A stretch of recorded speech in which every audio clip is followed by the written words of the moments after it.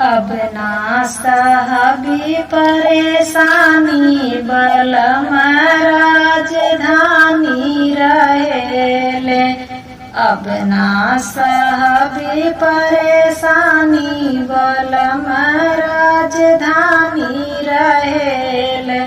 ससुर कहे बहू खाना बनावा, ससुर कहे बहू खाना बनावा।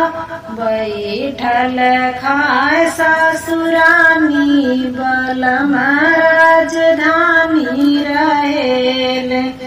बैठल खाए ससुरानी बलम राजधानी रहेले।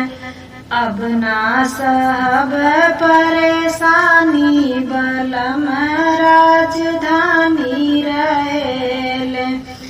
जेठ कहे बहू घूंघट में रहिया, जेठ कहे बहू घूंघट में रहिया।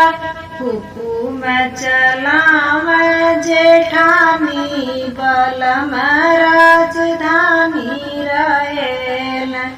हुकुम चलाव जेठानी बलम राजधानी रहेले। अब ना सहबी परेशानी बलम राजधानी रहेले। देवर कहे भाभी घूमन चलैया, देवर कहे भाभी घूमन चलिया। देखी देखी जरन नदरानी बलम राजधानी रहेले।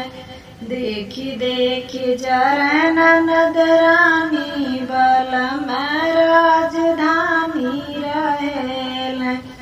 अब ना सब परेशानी बलम